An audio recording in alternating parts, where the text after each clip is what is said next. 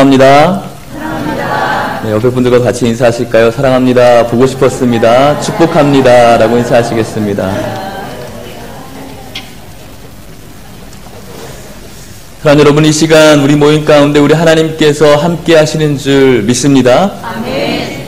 이곳에 우리를 다스리시고 또 통치하시며 우리를 인도하시는 우리의 좋으신 하나님, 그 하나님이 우리와 함께하고 있음을 기억하시고 예배 드릴 수 있는 시간이 될 수 있기를 원합니다. 아멘. 어떠한 마음으로 나오셨습니까?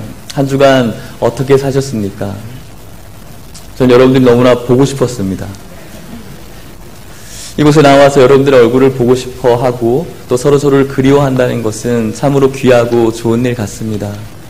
이곳에 있는 많은 성도님들 한 주 동안 지내시면서 여러분들의 삶을 살아내느라 치열하고 힘든 삶을 사시겠지만 또 한 주간 다시 모여서 그리워하는 얼굴들을 바라보시고 사랑이 충만한 우리들의 모임이 될 수 있기를 축복합니다. 아멘. 우리의 예배 가운데 여러분들이 기대하시는 것은 또 무엇입니까? 어떠한 기대감으로 나오셨습니까? 제가 오랜 시간 살아오지는 않았지만 지금까지 신앙생활 하면서 한 가지 주님께서 저에게 주시는 진리라면 우리의 모임 가운데 어떠한 것들을 기대하는가, 하나님 앞에 기대하는 만큼 하나님께서는 부어주신다라는 말씀이시죠. 오늘 여러분들이 하나님을 기대할 수 있기를 축복합니다.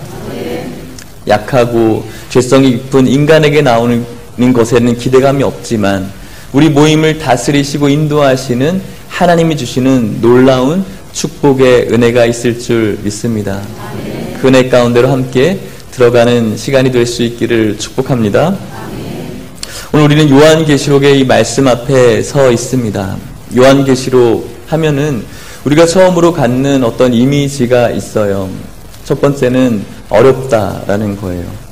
요한계시록의 그 특성은 묵시문학이기 때문에 그 요한계시록이 가지고 있는 묵시성과 또 상징성이 모호한 것들이 많아서 어려운 부분들이 또 많이 있고, 또 요한계시록은 계시문학이기 때문에 또 인간의 종말론적인 것들을 경고하는 메시지들이 많이 있죠. 그래서 두 번째 특징은 좀 무섭다라는 이미지가 있는 것 같아요.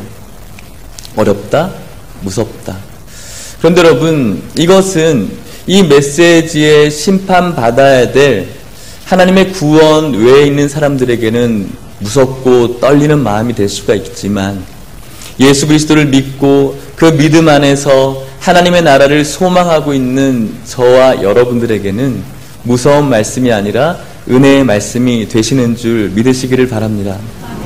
우리의 종말을 너무나 잘 알고 있기 때문에 이 세상의 종말이 끝이 아니라 영원한 하나님의 나라로 들어가야지는 우리의 영원한 인생이 있기 때문에 요한계시록의 이 종말은 우리들에게서 두려움의 대상이 아니라 기대와 소망의 대상인 줄 믿습니다.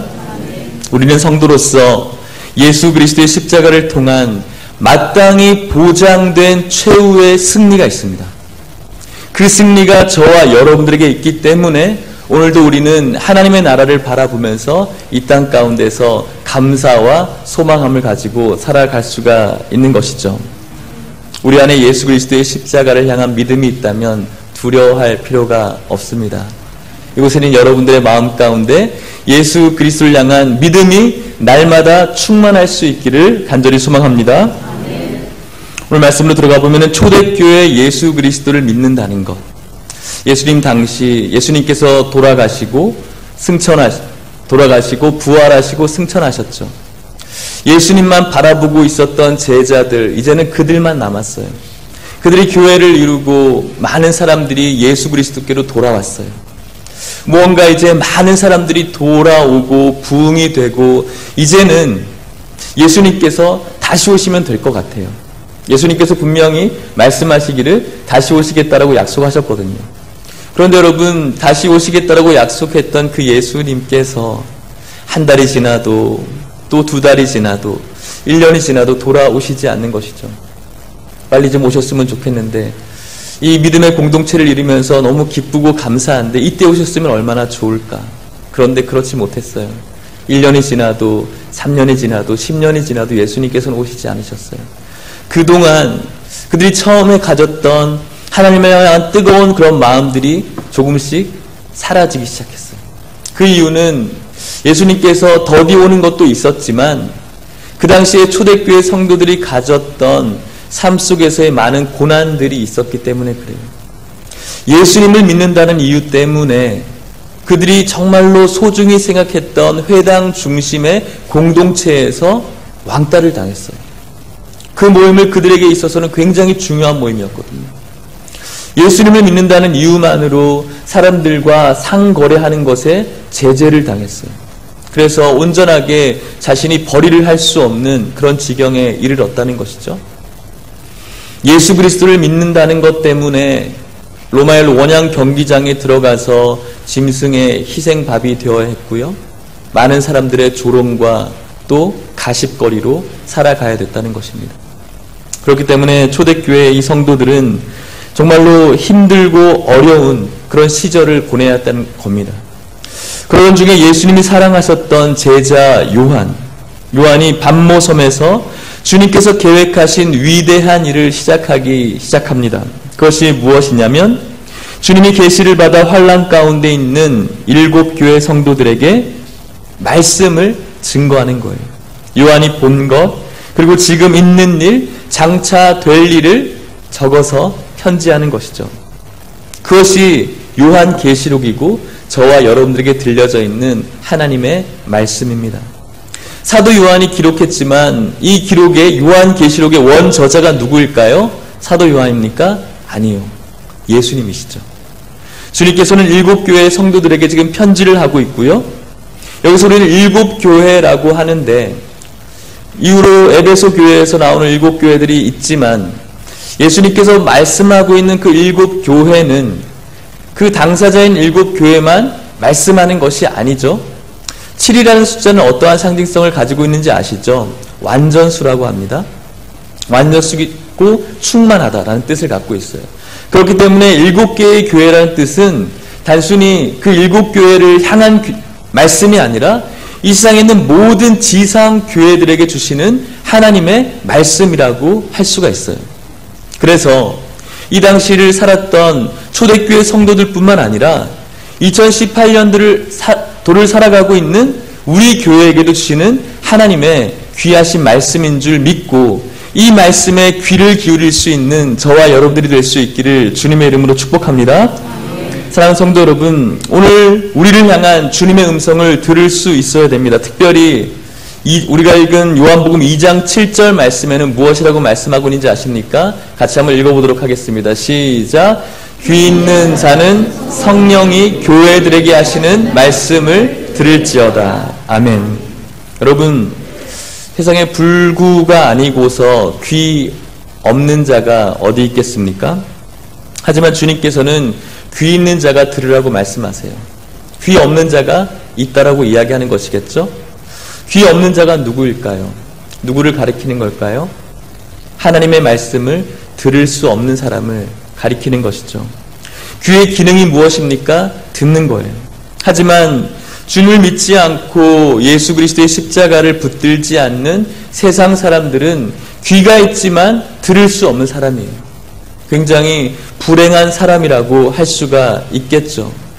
그런데 여러분, 이것보다 더 안타까운 사람들도 있어요. 영적인 귀를 열어야 되는 자도 듣지 못하다고 말씀하고 있기 때문에 그래요. 귀가 있으면서도 귀가 어두워서 잘 들리지 않아요. 주님의 말씀은 오늘도 내일도 계속해서 내려지고 있는데 듣지 못하고 있는 분들이 너무나 많이 있다는 것이죠. 이것은 너무나 안타까운 일들이에요. 왜 이런 일들이 벌어지고 있다고 생각하십니까? 어쩌면 오늘날 저의 모습이 그렇고 또 어쩌면은 여러분의 모습이 이런 모습이 있는지는 모르겠습니다. 그것은 주님의 음성을 들어야 하는 저와 여러분들의 그 귀가 주님의 음성에 귀 기울이기보다는 세상의 헛된 음성에 귀를 기울일 때가 많기 때문이죠. 세상의 시끄러운 소리들과 수많은 세상의 죄의 외침이 우리 귀를 너무나 어지럽히게 우리를 괴롭히고 있다는 것이죠. 그 시끄러운 소음 속에서 주님의 음성을 듣는다는 것이 굉장히 힘든 일 같아요. 이러한 모습 속에서 우리의 모습을 바라볼 때 이 말씀을 묵상하면서 저는 요나가 떠올랐어요. 여러분 아시죠, 여러분?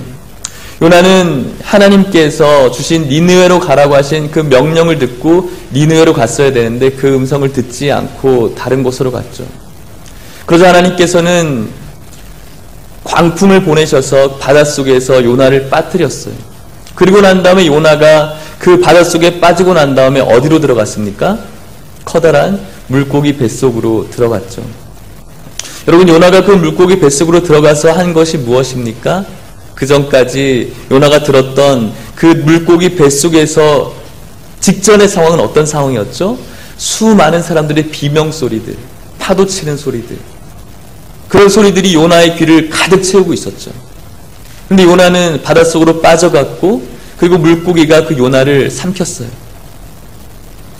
삼키고 난 후에 요나가 어떤 소리를 들었습니까? 세상의 모든 소리에 차단당했죠. 그리고 난 다음에 그 안에서 요나에게 어떤 일이 벌어졌죠? 하나님의 음성을 듣기 시작한 거예요. 세상의 모든 소리, 사람들의 울부짖는 소리, 모든 파도 소리가 완전히 제압당하고 이제는 하나님만 바라볼 수 있는 물고기 뱃속에 들어갈 수 있었다는 것은 요나에게 있어서 불행이 아니라 축복이었다는 것입니다. 사랑하는 성도 여러분, 오늘날 저와 여러분들도 세상의 수많은 죄의 외침들과 여러분들의 귀를 혼란스럽게 하는 많은 세상의 소리에서 주님께서 여러분들을 드러내 주시고 주님께서 원하시는 골방에서 여러분들에게 말씀 주시기를 원하고 계십니다. 세상이 여러분들에게 들려주려고 하는 많은 유혹의 소리, 수많은 소리에 귀를 닫으시고 오늘 이 자리에서 하나님이 주시는 놀라운 음성을 들을 수 있기를 주님의 이름으로 축복합니다. 귀 있는 자가 될 수 있기를 주님의 이름으로 간절히 소망합니다. 나왔는데 동일하게 같은 시간에 같은 장소에서 하나님 앞에 예배를 드리는데 어떤 분은 하나님의 음성을 듣고 또 어떤 분은 그냥 돌아갈 수가 있어요. 얼마나 안타까운 일입니까? 바라기는 이곳에 있는 모든 성도님들이 하나님의 놀라우신 말씀을 한 명도 열애 없이 들을 수 있기를 주님의 이름으로 간절히 축복합니다. 오늘 주님께서는 성령이 교회들에게 하시는 말씀을 들으라고 말씀하시면서 에베소 교회를 말씀하고 있어요. 에베소 교회는 여러분이 아시는 것처럼 매우 번성한 에베소라는 도시에 지어진 교회였어요. 12명이라는 굉장히 적은 인원이 시작되었지만 정말로 그곳에서 하나님의 말씀을 붙들고 전도하기 시작했어요. 그곳이 가지고 있는 도시의 특성상 지식인들이 굉장히 많았기 때문에 그 지식인들과 싸워야 됐고요. 경제적인 부여도 굉장히 컸기 때문에 경제적인 재력 있는 사람들과도 대면하면서 신앙적으로 싸워가야 됐어요. 무엇보다도 제7대 불가 사이라고 하는 아데미 신전이 있었어요. 아데미 신전이 있었다는 것은 그 도시가 굉장히 우상 숭배로 활성화된 도시였다는 것이죠. 그렇기 때문에 이 우상 숭배의 도시 속에서 그 우상들과 싸워서 자신의 믿음을 지키는 것조차도 굉장히 힘들었다는 말이죠. 그런데 놀라운 일이 벌어졌습니다. 이 에베소 교회가 부흥의 부흥을 거듭했다는 것입니다. 예수 그리스도의 복음이 이 모든 어려운 싸움 가운데서 승리를 가져다 주었다는 것이죠. 이 모든 어려운 장애를 극복하고 주님의 그 귀한 복음이 빠르게 전파되어져서 에베소 교회가 아름답게 세워졌다는 것입니다. 이것을 바라보면서 오늘 저에게 주시는 하나님의 귀한 소원이 있습니다.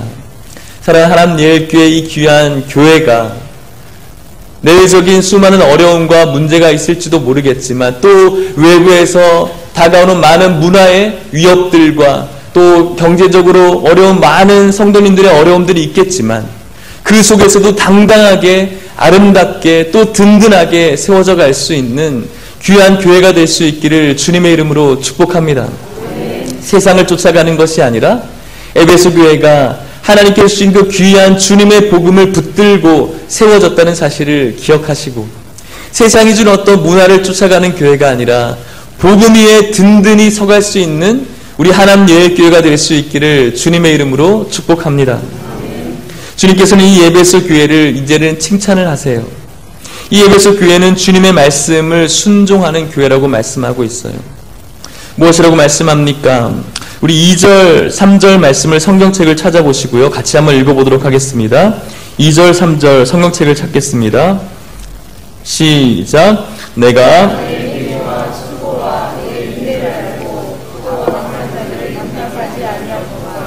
자칭 사도라 하되 아닌 자들을 시험하여 그의 거짓된 것을 내가 드러낸 것과 또 내가 참고 내 이름을 위하여 견디고 게으르지 아니한 것을 아노라. 아멘.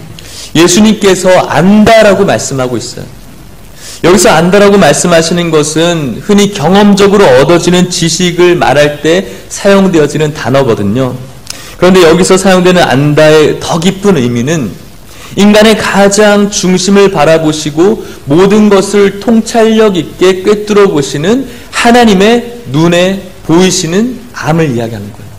그렇기 때문에 이 에베소 교회 모든 성도님들의 삶과 또 그들이 가지고 있는 모든 것들을 통찰력 있게 바라보시는 지식이라고 말씀할 수 있는 것입니다. 무엇을 안다라고 말씀하고 있습니까? 2절 초반절에 보면은 너의 행위와 너의 수고와 너의 인내를 안다라고 말씀하고 있는 것이죠. 에베소 교인들의 행위가 무엇이었습니까? 피를 흘릴 정도로 심각한 고난을 받았죠. 주변의 무서운 이단의 종파와 도덕적인 타락과 영적인 어두움 세력 가운데 그것과 싸워 이기는 모든 수고로움과 애씀과 인내, 그것들을 주님께서 너무나 잘 알고 있다는 것이죠. 그 귀한 에베소 교회를 아름답게 세워가기 위해서 그들이 얼마나 열심히 헌신했는지, 얼마나 열심히 섬겼는지, 보이지 않는 곳에서 얼마나 묵묵히 일했는지 다른 사람들은 몰라도 우리 예수님께서는 안다라고 말씀하고 있는 것이죠. 얼마나 귀합니까? 우리들이 연약해서 조그마한 것도 사람들이 알아줬으면 너무너무 좋겠어요. 그래서 교회를 지나가다가 단 하나 휴지 조각 하나 주울 때도 누가 봐주지 않나 그런 마음으로 주울 때도 있어요. 저도 그래요. 또 교사로 섬기거나 찬양대로 섬기거나 또 직분자로 섬길 때도 누군가가 박수 쳐주고 인정해주면 너무너무 기분 좋죠. 그런데 그런 것들을 알아주지 못하고 인정해주지 못하면 노골적으로 우리가 분노를 표시하지 않지만 마음 가운데 서운함이 드는 건 사실인 것 같아요. 그럼에도 불구하고 여러분 너무 그렇게 마음 가운데 어려운 마음을 갖지 않기를 바랍니다. 무엇이라고 말씀합니까? 우리 예수님께서 안다라고 말씀하고 있어요. 사람들은 인정하지 않고 사람들은 박수 쳐주지 않고 사람들은 저 집사님 너무 귀해, 저 장로님 너무나 귀해라고 말씀해주지 않지만 우리 하나님께서는 너무나 잘 알고 있다는 것이죠. 사람들을 바라보는 것이 아니라 여러분들을 영원히 칭찬해 주실 우리 하나님을 바라보시면서 위로받을 수 있기를 주님의 이름으로 축복합니다. 지금까지 90년이 넘는 기간 가운데 이 교회를 지켜주시고 또 지금까지 여러분들이 이 귀한 곳에서 신앙의 뿌리를 내리면서 얼마나 많은 수고가 또 얼마나 많은 행위와 얼마나 많은 인내가 있으셨습니까? 연약해서 저도 잘 몰라요. 여러분들이 얼마나 열심히 섬기고 계신지 또 오늘도 이 예배를 잘 이루어가기 위해서 낮은 모습으로 여러분들이 얼마나 잘 섬기고 계시는지 저도 잘 모르겠어요. 그렇다고 여러분 너무 서운해하지 마십시오. 우리 하나님께서 다 알고 계십니다. 여러분들의 그 수고로움의 눈물과 또 안쓰러웠던 그런 마음들과 지금까지 견디고 애썼던 모든 인내를 우리 주님께서 너무나 잘 아십니다. 제가 여러분들을 위로해주지 못한다고 너무나 마음 가운데 서운해하지 마시고 우리 장로님들이 여러분들 너무나 몰라준다고 너무 서운해하지 마시고 또 옆에 있는 너무 사랑하는 가족들조차도 나를 너무 인정해주지 않는다고 서운해하지 마시고 우리 하나님이 너무나 잘 아시니까 우리 하나님 앞에 나와서 날마다 위로받을 수 있기를 주님의 이름으로 축복합니다. 사랑하는 여러분, 오늘 이 메시지를 들으십시오. 내가 너희를 안다. 이 말씀만 우리 붙들고 이곳을 나가도 얼마나 우리 마음 가운데 뿌듯하고 기쁜 마음으로 나아갈 수가 있겠습니까? 너무나 나를 잘 아시는 하나님, 그 하나님께서는 오늘만 아시는 것이 아니라 여러분들의 한 주간의 삶도, 아니 주님 보시는 그날까지도 여러분들을 기억하시고 알고 계시는 줄 믿으시고 주님께 위로받을 수 있는 여러분들의 삶이 될 수 있기를 주님의 이름으로 축복합니다. 그런데 여러분, 이렇게 주님께서 위로도 하시지만 또 안타까운 마음으로 이 에베소 교회에게 책망의 말씀도 주고 계세요. 4절 말씀을 같이 한번 읽어보겠습니다. 화면을 보시고요. 5절이네요. 4절 말씀을 띄워주시길 바랍니다. 읽겠습니다. 시작. 그러나 너희를 책망할 것이 있나니 너희 처음 사랑을 버렸느니라. 아멘. 주님께서 칭찬하는 에베소 교회를 향해서 한 가지를 책망하셨어요. 처음 사랑을 버렸다는 것이죠. 그런데 여러분, 이 당시 에베소 교회가 주님을 향한 열정이 식었을까요? 그렇지 않아요. 주님을 향한 열정은 그대로였어요. 그들은 여전히 사랑과 열정을 다해서 이 에베소 교회를 아름답게 세워가기 위해서 헌신했고 섬겼어요. 여전히 수고도 있었고요, 인내도 있었고요, 행위도 있었고요, 열심도 있었고, 봉사도 있었고, 전도도 있었어요. 그런데 여러분, 주님께서 말씀하시기를 첫사랑을 버렸다라고 말씀하고 있어요. 그들의 삶은 서로에게는 거의 완전하게 보였을지도 모르겠어요. 서로를 바라볼 때는 정말 좋은 신앙생활을 하고 있었는지도 모르겠어요. 저 목사님, 저 장로님, 권사님, 집사님 참 아름답게 신앙생활 하셔. 서로에게는 문제가 없었어요. 왜냐하면 정말로 열심히 섬겼거든요. 그런데 모든 것들을 꿰뚫어 보시는 하나님의 눈에는 하나가 비어 있는 거예요. 사랑인 것이죠. 처음 사랑인 것이죠. 하나님과 뜨겁게 교제했었던 하나님을 향한 사랑이 없어졌다는 것입니다. 이제 그들에게 필요한 것이 무엇입니까? 그들의 행위가 아니고요, 수고가 아니고 인내가 아니라 사랑인 거예요. 하나님을 향한 사랑이라는 것이죠. 처음 사랑이 무엇입니까? 아마 여러분들은 지금까지 살아오면서 누군가를 정말로 미치도록 사랑한 때가 한 번쯤은 있었을 거라는 생각이 듭니다. 모든 것들을 다 제쳐놓고 그 대상만 생각하면은 얼마나 가슴이 뛰고 흥분되었습니까? 그 첫사랑이죠. 사랑하는 여러분, 우리의 인생에서 그것과 비교할 만큼, 아니 그것을 뛰어넘는 놀라운 기쁨을 주는 사랑이 있는데, 그것은 바로 나의 모든 것들을 아시는 그분께서 나에게 영원한 생명을 준비해 주셔서 예수 그리스도를 만나게 해주신 그 사랑이 우리들에게 있어서 이 세상 어떠한 가치의 사랑보다 가장 뛰어난 사랑인 줄 믿습니다. 그 사랑은 우리의 마음을 가장 설레이게 하고요, 그 사랑은 우리가 맡은 일과 또 고통을 참는 인내에 대해서 우리가 이전에 체험하지 못했던 새로운 능력으로 우리의 모습을 변화시키는 놀라운 능력인 줄 믿습니다. 이것은 우리가 예수 그리스도의 첫사랑을 했을 때 분명히 나타나는 모습이죠. 전적으로 새로운 체험이에요. 우리의 십자가의 복음에 대한 관심은 더욱더 커져가고요, 더욱더 주님을 알고 싶어하는 마음이 얼마나 큰지, 주님 앞에 예배 드린다는 것이 얼마나 기쁜지, 주님 앞에 나와서 내 무릎을 꿇는다는 것이 얼마나 신령한 일인지, 주님의 교회를 위해서 내 한 몸 희생하는 것이 얼마나 내 마음 가운데 큰 기쁨을 주는 것인지, 주님과 첫사랑을 느꼈던 그때는 분명하고 확실하게 느꼈던 모습이라는 것이죠. 그런데 그것이 언젠가 사랑이 빠져버리고 다른 사람들에게 어떤 인정과 다른 사람들의 박수 소리에 내 모습이 움직여지기 시작하고 타성에 젖어지기 시작하고 그냥 내가 섬기는 그것이 즐거워서, 그냥 하는 이것이 즐거워서 그 사랑을 빼버린 채 우리들의 모습 가운데 행위와 수고가, 인내가 있는 것은 아니냐는 말씀이죠. 주님과의 영적인 관계 속에서만 우리가 진정 참다운 인생을 살 수 있다는 진리를 발견할 때 우리의 이 첫사랑의 그 마음이 지속될 수가 있는 것입니다. 사랑하는 여러분, 예수 그리스도께서 인생의 해답이라는 그 순간의 깨달음이 왔을 때 우리가 이 첫사랑을 얻지 않았습니까? 오직 예수 그리스도께서 내 모든 것들의 해결점이고 정답이라는 사실이 우리 마음 가운데 확실하게 들어왔을 때 이 첫사랑이 우리들에게 있지는 않았습니까? 어떻습니까, 여러분? 여러분들은 지금 이 첫사랑을 간직하고 계십니까? 신방을 하다가 많은 성도님들 만나보면은 이런 첫사랑에 목말라 하시는 분들을 많이 만나요.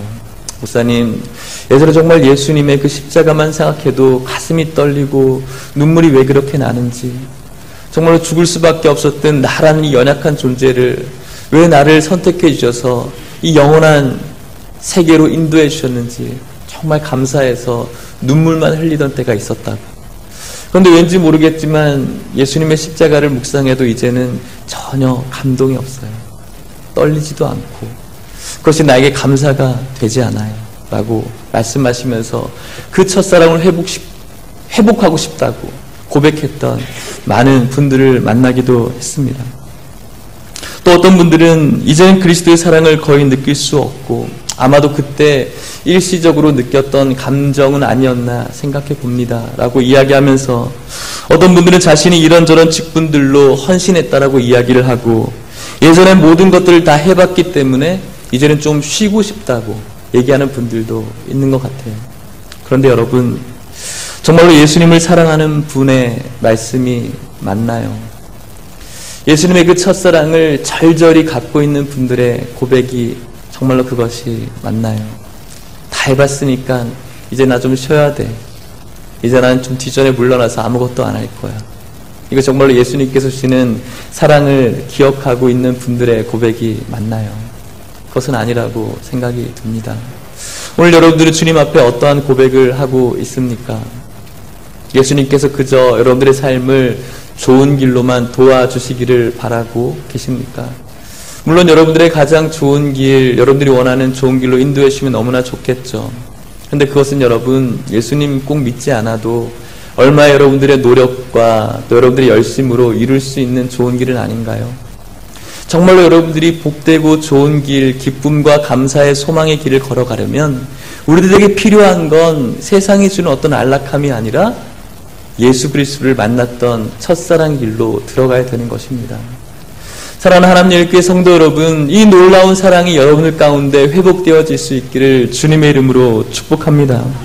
여러분이 처음 그리스도를 만났을 때처럼 주님을 찾지 않고 있다면 저와 여러분들은 지금 처음 사랑이 사라지고 있는 거예요. 만약에 저와 여러분들이 주님의 음성 주실 것을 구하고 있지 않다면 지금 우리는 주님을 향한 첫사랑이 식어져 가고 있는 거예요. 지금 여러분들에게 구원받았을 때 누렸던 그 회심의 기쁨이 없다면 우리는 주님께서 주셨던 그 첫사랑을 회복해야 될 대상이 되어져 가고 있다는 것입니다. 사랑하는 여러분, 우리가 이 첫사랑을 깨닫지 못하고 이 처음 사랑이 식어져 가고 있는 이유가 무엇이라고 생각하십니까? 간단해요. 세상 사람들도 사랑하는 한 연인에게 있어서 그 관계가 깨어졌어요. 서로 너무나 사랑했는데 그 관계가 깨어졌어요. 왜 깨어졌을까요? 간단해요. 사랑하지 않아서. 다른 사람을 만나서 깨어진 거예요. 어떤 세상의 유행가에는 사랑하기 때문에 헤어진다라는 가사도 있는데 그렇지 않아요. 이기적인 거예요. 다른 사랑을 만났기 때문에 헤어지는 거예요. 우리가 처음 사랑, 주님을 향한 첫사랑이 식어져 가고 있다면 그것은 우리가 다른 것들을 사랑하고 있기 때문에 그래요. 주님을 만나는 것보다 다른 것들을 만나는 것을 더 흠모하고 있기 때문에 주님의 사랑이 점점점 희미해져 가고 있는 것이죠. 예수 그리스도를 향한 사랑이 식어진 것은 그보다 더 행복해 보이고 즐거워 보이는 다른 사랑을 우리들이 만났기 때문에, 그랬기 때문에 주님을 향해서 사랑하지 못하고 있는 것이죠. 사랑하는 성도 여러분, 저는 여러분들에게 이 시간 예수 그리스도를 사랑하라고 강요하기 싫습니다. 사랑이라는 것은 강요한다고 해서 되는 것이 아니거든요. 결혼하기 전에 몇 번의 선을 봤어요. 결혼을 해야겠다. 신학교 들어갔으니까 빨리 결혼을 하고 싶었어요. 마음처럼 되지 않더라고요. 부모님께서 여러분들을 이렇게 아는 목사님도 소개시켜줬는데 2번 이상 만났던 자매가 없었어요. 왜냐하면 그 사랑의 감정이 한 번 만나서 들지 않는 거였어요. 맨 마지막으로 만났던 자매를 한 3번 정도 만났어요. 그 이유는 어머니께서 어떻게 한 번 만나서 아냐, 한 3번 만나야지 라고 하더라고요. 3번 만났는데도 그 감정이 들지 않는 것이죠. 억지로 만나게 한다고 해서 사랑이라는 감정이 싹 트는 것이 아니죠. 그래서 앞에 있는 설교자는 여러분들에게 예수님을 사랑하라고 강요할 수가 없어요.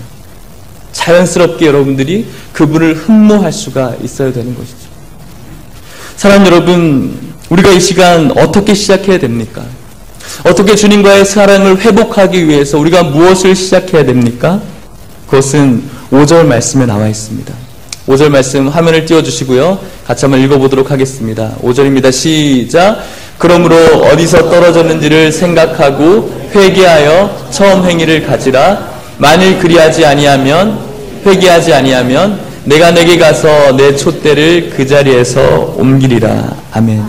이것이 주님의 첫사랑을 회복시키는 주님의 솔루션, 치유의 방법이에요. 회개하라는 것이죠. 어디서 너희들이 나와 떨어졌는지 기억해 보라는 거예요. 어디서부터 언제 시점에 나보다 다른 것들을 사랑했는지 다시 한번 점검해 보라는 것이죠. 회개하라는 것은 여러분들을 미워하고 정죄하는 의미가 아니에요, 여러분. 우리들이 하나님 앞에 은혜를 받을 수 있는 가장 축복의 통로가 되는 것은 회개하는 거예요. 그렇기 때문에 회개는 여러분들의 마음을 어렵게 만들고 여러분들의 마음을 무참하게 만드는 것이 아니라 하나님이 주시는 놀라운 은혜의 통로로 들어가기를 원하시는 하나님의 축복의 선물인 줄 믿으시길 바랍니다. 여러분들이 어디서부터 주님을 멀리하기 시작했는지, 어디서부터 주님과의 교제가 멀어졌는지 생각할 수가 있어야 됩니다. 그래서 돌아가서 다시 한번 주님과의 교제를 시작해야 된다는 것이죠. 무엇을 해야 됩니까? 다시 한번 여러분들이 주님과 첫사랑을 시작했던 그때의 모습으로 돌아가야 되는 것이죠. 하나님 앞에 온전한 예배를 드리고 가슴 떨리는 예배를 드리고 예수님의 십자가를 묵상하고 주님께 주시는 말씀을 내 가슴에 새기고 그 말씀을 가지고 일주일 동안 피 흘리기 싸워보겠다라는 그 결단과 고백으로 그렇게 살아보는 것. 실수해도 괜찮아요. 실패해도 괜찮아요. 피 흘려도 괜찮아요. 그래도 그 모습을 주님께서 기뻐하는 거예요. 무엇이 문제냐면은 말씀이 들려도 귀를 열지 못하고 귀 있는 자가 되지 못하고 흘려보내는 거예요. 그냥 일주일이 똑같이 시간에 밀려서 살아가는 것이 문제인 거예요. 하나님의 말씀을 듣고 이렇게 살아보겠다라고 하나님을 사랑하는 마음으로 오늘도 내가 살아보겠다라고 피 흘리기 싸울 때 저도 괜찮아요. 실패해도 괜찮다는 것이죠. 왜요? 주님께서 그 모습을 기뻐하시는 거예요. 그것이 바로 주님의 사랑을 회복한 자의 모습이라고 할 수가 있는 것이죠. 그런 자에게 하나님께서 어떠한 축복을 주시는지 아십니까? 7절 말씀을 또 읽어보도록 하겠습니다. 7절 읽어보도록 하겠습니다. 시작. 귀 있는 자는 성령이 교회들에게 하시는 말씀을 들을지어다. 이기는 그에게는 내가 하나님의 낙원에 있는 생명나무의 열매를 주어 먹게 하리라. 아멘. 이곳에 있는 귀 있는 자는 성령이 말씀하시는 이 놀라운 메시지를 들으십시오. 여러분들의 모든 행위와 수고와 인내를 주님께서 아십니다. 그런데 여러분의 마음 가운데 있는 첫사랑이 사라져가고 있는 것도 아십니다. 주님께서 여러분들을 그냥 내버려 주시지 않으시고 주님께서 솔루션을 주셨죠. 회개하라는 것입니다. 어디서부터 멀어졌는지 어디서부터 떨어졌는지 기억하고 돌아가라고 말씀하셨습니다. 그렇게 돌아가게 될 때 주님께서 말씀하시는 것이 무엇입니까? 내가 하나님의 낙원에 있는 생명나무의 열매를 주어 먹게 할 것이다라고 축복해 주십니다. 사랑하는 성도 여러분, 이 놀라운 축복이 저와 여러분들에게 내려질 수 있기를 주님의 이름으로 간절히 소망합니다. 귀 있는 자가 부디 되십시오. 하나님의 말씀을 들으십시오. 그 말씀을 마음 가운데 새기시고 주님과의 놀라운 사랑을 이곳에서 주님께서 정하신 이 귀한 교회에서 다시 한번 시작하십시오. 어떤 TV의 드라마에서는 4주간의 조정기간을 드리겠다라고 부부에게 이야기하지만 그것이 아니에요. 하나님은 조정기간이 없어요. 오늘부터 시작하면 됩니다.